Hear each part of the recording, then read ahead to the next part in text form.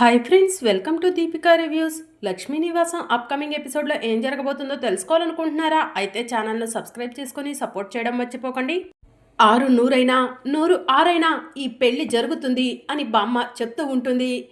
ఇక సిద్ధు బామ్మ దగ్గరకు వెళ్ళి, బామ్మ అలా ఎలా జరుగుతుంది అని చెప్పి అడుగుతూ ఉంటాడు. ఏరా, ఎందుకు జరగకూడదు?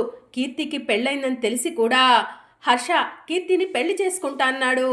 ఇప్పుడు కీర్తి కడుపుతో ఉంది, ఆ విషయం తెలిసి కూడా కీర్తిని పెళ్లి చేసుకుంటాడు అని చెప్పి బామ్మ అంటూ ఉంటుంది. అలా ఎలా చేసుకుంటాడు బామ్మగారు అని తులసి అంటూ ఉంటుంది. ఏయ్ తులసి, నువ్వు మాట్లాడకు అని చెప్పి బామ్మ అంటూ ఉంటుంది. హర్ష, నువ్వు కీర్తిని పెళ్లి చేసుకోవని వీళ్ళు నమ్ముతున్నారు. నువ్వు కీర్తిని పెళ్లి చేసుకుంటానని వీళ్ళ చెవులకు వినిపించేటట్టు చెప్పు అని కనిష్క అంటూ ఉంటుంది. ఇక హర్ష ఏం మాట్లాడకుండా కీర్తి వైపు అలానే చూస్తూ ఉంటాడు. ఇక కీర్తి ఏడుస్తూ ఉంటుంది. హర్ష, చెప్పు హర్ష, కీర్తిని పెళ్లి చేసుకుంటానని చెప్పు. బసవరాజు మామయ్య పరువు నిలబెట్టు హర్ష అని చెప్పి కనిష్క అడుగుతూ ఉంటుంది. కీర్తిని పెళ్లి చేసుకుంటాను కానీ కానీ అని హర్ష అంటూ ఉంటాడు. కానీ ఏంటి హర్ష అని బసవరాజు అడుగుతూ ఉంటాడు. కీర్తికి అబార్షన్ చేపిస్తే కీర్తి మెడలో వెనుక ముందు ఆలోచించకుండా తాళి కట్టేస్తాను అని చెప్పి హర్ష చెప్తూ ఉంటాడు. ఓస్, అంతే కదా, ఇప్పుడే కీర్తిని తీసుకెళ్ళి అబార్షన్ చేపిస్తాను అని బసవరాజు అంటాడు. అమ్మ కీర్తి, ఈ నాన్న పరువు నిలబెట్టాలనుకుంటే నాతో పాటు రామ్మా అని బసవరాజు అంటూ ఉంటాడు. ఏమండి, ఒక్కసారి ఆలోచించండి అని చెప్పి విశాలాక్షి అంటూ ఉంటుంది. ఏం ఆలోచించమంటావు విశాలాక్షి? సిగ్గు లేకుండా మళ్ళీ ఆ ఇంటికే కీర్తిని కాపురానికి పంపిద్దామా అని బసవరాజు అడుగుతూ ఉంటాడు. అది కాదండి అని విశాలాక్షి అంటూ ఉంటే, ఇంకా ఎవరు మాట్లాడకండి, ఇప్పుడే కీర్తిని హాస్పిటల్కు తీసుకెళ్తున్నాను, కీర్తికి అబార్షన్ చేపిస్తాను అని బసవరాజు అంటూ ఉంటాడు. నాన్న, నేను చెప్పేది వినండి నాన్న అని కీర్తి అంటూ ఉంటుంది. ఏంటమ్మా కీర్తి, ఈ నాన్న పరువు నిలబెట్టే ప్రయత్నం నువ్వు చేయలేకపోతున్నావా? కనిష్క పరాయిదైనా సరే నా పరువు నిలబెట్టాలని చూస్తుంది, నువ్వు కూడా ఈ తులసిలాగే ఆలోచిస్తున్నావమ్మా అని బసవరాజు అంటూ ఉంటాడు. మావయ్య, కీర్తితో నేను మాట్లాడతాను అని చెప్పి కనిష్క అంటుంది. కీర్తి, నాతో ఇలారా అని కనిష్క కీర్తిని రూమ్లోకి తీసుకెళ్తుంది. కీర్తి, ఇప్పుడు నువ్వు ఏ మొహం పెట్టుకొని నీ అత్తారింటికి వెళ్తావు? ఇన్ని రోజులు నిన్ను అత్తారింటికి రమ్మని చెప్పి వాళ్ళు బ్రతిమలాడారు, కానీ నువ్వు వెళ్ళలేదు. ఇప్పుడు వెళ్తే కడుపుతో ఉన్నావు కాబట్టి నువ్వు తిరిగి వచ్చావని నిన్ను చులకనగా చూస్తారు కదా, నీకు గౌరవం దక్కుతుందా? దానికన్నా కూడా హర్షతో తాళి కట్టించుకోవడం నయం అని చెప్పి కనిష్క చెప్తూ ఉంటుంది. అది కాదు కనిష్క అని కీర్తి అంటూ ఉంటుంది. ఇంకేం చెప్పకు కీర్తి, బసవరాజు మావయ్య పరువు నిలబడాలన్నా, ఆ తులసి కుటుంబానికి బుద్ధి చెప్పాలన్నా నువ్వు ఇప్పుడు అబార్షన్ చేపించుకోవాలి, హర్ష చేత తాళి కట్టించుకోవాలి అని చెప్పి కనిష్క చెప్తూ ఉంటుంది. రా కీర్తి, అబార్షన్ చేపించుకుంటానని మావయ్యతో చెప్పు అని చెప్పి కనిష్క అంటూ ఉంటుంది. ఇక కనిష్క కీర్తిని తీసుకొని బయటికి వస్తుంది. అమ్మ కీర్తి, అబార్షన్ చేయించుకుంటావా అని బసవరాజు అడుగుతూ ఉంటాడు. ఇక కీర్తి ఏడుస్తూ, మీ ఇష్టమే, నా ఇష్టం డాడీ అని చెప్పి అంటూ ఉంటుంది. నువ్వు ఈ నాన్న పరువు నిలబెడతావని నాకు తెలుసమ్మా అని బసవరాజు అంటూ ఉంటాడు. రామ్మ కీర్తి, హాస్పిటల్కి వెళ్దాం అని బసవరాజు అంటూ ఉంటే, వదిన ప్లీజ్ వదిన, నీ కడుపులో అన్నయ్య ప్రతిరూపం ఊపిరి పోసుకుంటుంది, అబార్షన్ చేయించుకోవద్దు వదిన అని తులసి అంటూ ఉంటుంది. ఏయ్ తులసి, మీ అన్నయ్యనే వద్దనుకుంటుంటే మీ అన్నయ్య ప్రతిరూపం మాకెందుకు అని బసవరాజు అంటూ ఉంటాడు. ప్లీజ్ మావయ్య, ఈ విషయం గురించి ఆలోచించి నిర్ణయం తీసుకోవాల్సింది వదిన అని చెప్పి తులసి అంటూ ఉంటుంది. తులసి చెప్పింది కరెక్ట్ కీర్తి, ఇప్పుడు కనిష్క చెప్పిందనో లేక నాన్న చెప్పారనో నువ్వు నిర్ణయం తీసుకోవద్దు, నీ ఆలోచన ఏంటో నువ్వు చెప్పు అని చెప్పి సిద్ధు అంటూ ఉంటాడు. ప్లీజ్ అన్నయ్య, నన్ను ఎవరు ఇబ్బంది పెట్టకండి, డాడీ ఎలా చెప్తే అలా వింటాను అని చెప్పి కీర్తి చెప్తూ ఉంటుంది. ఇంకా ఎవరు ఏం మాట్లాడకండి, కీర్తి నేను చెప్పినట్టు వింటానని చెప్పేసింది, కీర్తిని ఇప్పుడే హాస్పిటల్కు తీసుకెళ్తాను అని చెప్పి బసవరాజు కీర్తిని తీసుకొని హాస్పిటల్కు వెళ్తాడు. అమ్మ తులసి, ఇంత కష్టపడి ఇప్పటి వరకు చేసిందంతా వృధా అయిపోయింది కదమ్మా, ఇప్పుడు ఏం చేద్దాం అని చెప్పి సేనయ్య అడుగుతూ ఉంటాడు. ఇప్పుడు కూడా నా దగ్గర ఒక బ్రహ్మాస్త్రం ఉంది నాన్న అని తులసి అంటూ ఉంటుంది. బ్రహ్మాస్త్రమా?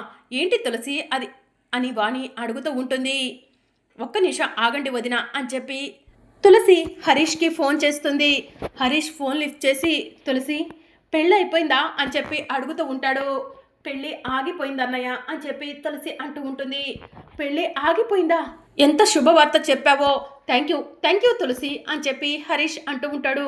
అవును తులసి, పెళ్ళి ఏ కారణం చేత ఆగిపోయింది అని చెప్పి హరీష్ అడుగుతూ ఉంటాడు. అన్నయ్య, వదిన కడుపులో నీ ప్రతిరూపం పెరుగుతుంది అని తులసి అంటూ ఉంటుంది. తులసి, నువ్వు చెప్పేది నిజమా అని హరీష్ అడుగుతూ ఉంటాడు. అవునన్నయ్య, వదిన కడుపులో నీ ప్రతిరూపం పెరుగుతుంది. వదిన తల్లి కాబోతుంది, నువ్వు తండ్రివి కాబోతున్నావు. పెళ్ళి ఆగిపోయింది, ఇప్పుడు మాత్రమే ఆగిపోయిందన్నయ్య.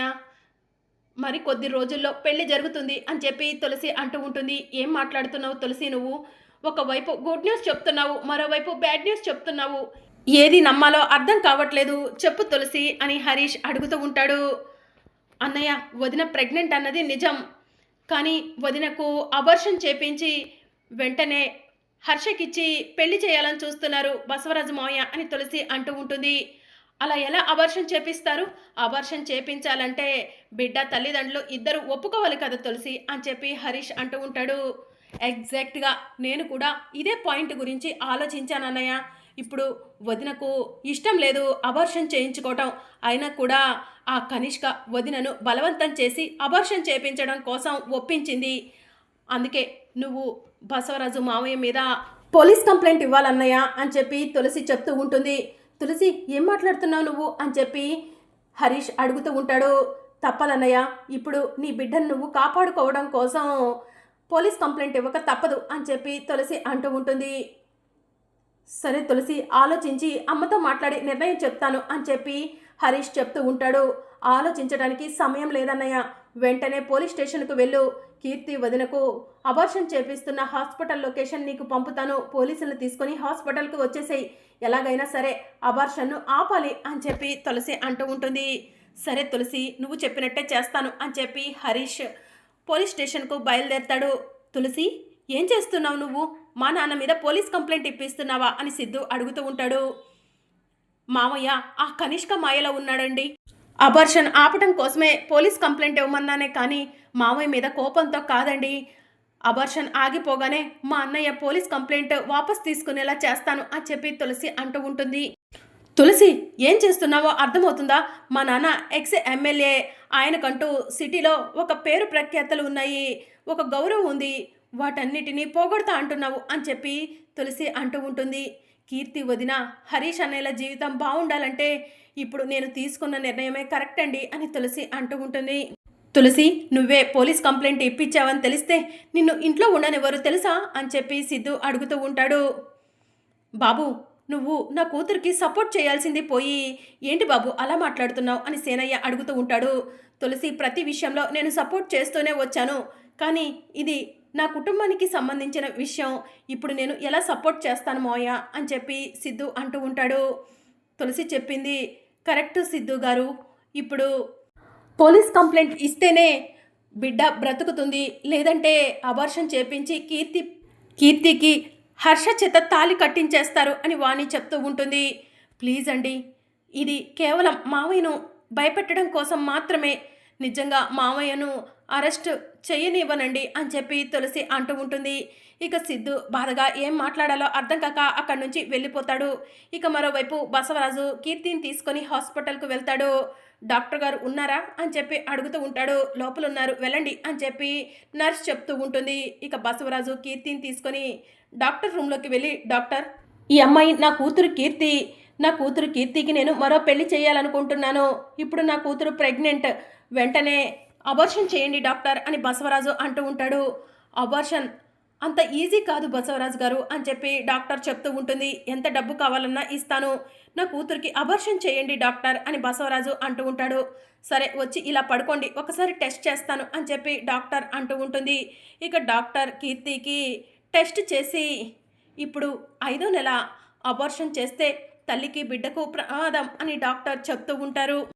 ప్లీజ్ డాక్టర్, నా కూతురికి ఏం కాకూడదు, కడుపులో బిడ్డ మాత్రం చచ్చిపోవాలి అని బసవరాజు చెప్తూ ఉంటాడు. అలా ఎలా కుదురుతుందని అని డాక్టర్ అంటూ ఉంటారు. చెప్పాను కదా డాక్టర్, నా కూతురు అంటే నాకు ప్రాణం. అది కనీసం ఇల్లు లేని వాడిని ప్రేమించి పెళ్లి చేసుకుంది, వాడి వల్ల కడుపు వచ్చింది, వాడిని వద్దనుకుంటుంది. ఇప్పుడు నా స్టేటస్కు తగ్గ సంబంధం నా కూతురికి చెయ్యాలనుకుంటున్నాను. అందుకే అబార్షన్ చేయండి డాక్టర్, ఎంత డబ్బైనా ఇస్తాను అని బసవరాజు అంటూ ఉంటాడు.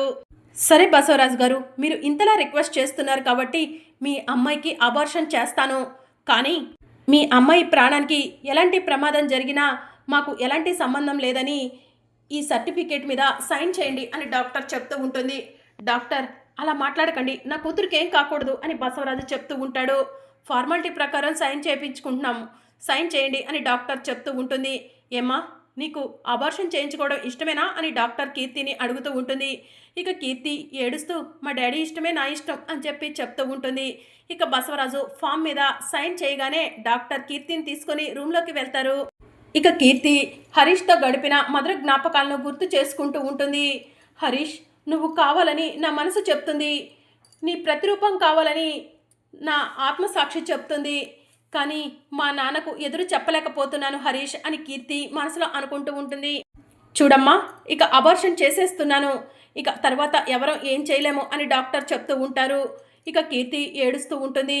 ఇక డాక్టర్ కీర్తికి ఇంజెక్షన్ వేయడానికి నర్సుని ఇంజెక్షన్ రెడీ చేయమని చెప్తూ ఉంటారు. ఇక మరోవైపు నర్సు ఇంజెక్షన్ రెడీ చేస్తుంది. అమ్మ కీర్తి, అబార్షన్ చేసేస్తున్నాను, ఇంజెక్షన్ వేసిన తర్వాత ఎవరో ఏం చేయలేము అని చెప్పి డాక్టర్ చెప్తూ ఉంటుంది. ఇక డాక్టర్ కీర్తికి ఇంజెక్షన్ వేయబోతూ ఉండగా, డాక్టర్ ఒక్క నిమిషం ఆగండి అని చెప్పి కీర్తి గట్టిగా అరుస్తుంది. ఏమైందమ్మా అని డాక్టర్ అడుగుతూ ఉంటారు.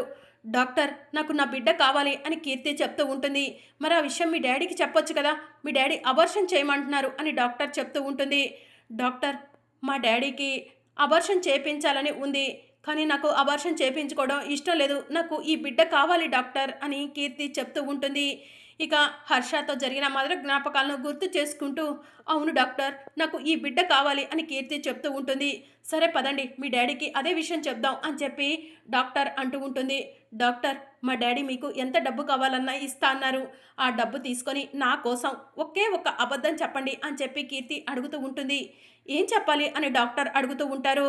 నాకు అబార్షన్ చేశానని అబద్ధం చెప్పండి అని చెప్పి కీర్తి చెప్తూ ఉంటుంది. వాట్ అని డాక్టర్ అడుగుతూ ఉంటే, అవును డాక్టర్, మెల్లగా మా డాడీని నేను కన్విన్స్ చేస్తాను, నాకు అబార్షన్ చేశానని చెప్పండి డాక్టర్ అని చెప్పి కీర్తి అడుగుతూ ఉంటుంది. నేను కూడా ఒక తల్లినేనమ్మా, ఒక తల్లిగా నీ బాధ నాకు అర్థమైంది, మీ డాడీకి నీకు అబార్షన్ చేశాననే చెప్తాను అని చెప్పి డాక్టర్ థియేటర్ల నుంచి బయటకు వచ్చి, బసవరాజు గారు, మీ అమ్మాయి కీర్తికి అబార్షన్ అయిపోయింది అని చెప్పి చెప్తూ ఉంటారు. Thank you doctor, thank you so much, నా కూతురు ఎలా ఉంది అని బసవరాజు అడుగుతూ ఉంటాడు. She is out of danger అని డాక్టర్ చెప్తూ ఉంటారు. Thank you doctor, thank you so much అని చెప్పి బసవరాజు అంటూ ఉంటాడు. మరి అప్కమింగ్ ఎపిసోడ్లో ఏం జరగనుందో తెలుసుకోవాలనుకుంటున్నారా? అయితే ఛానల్ను సబ్స్క్రైబ్ చేసుకుని సపోర్ట్ చేయడం మర్చిపోకండి. Thank you for watching.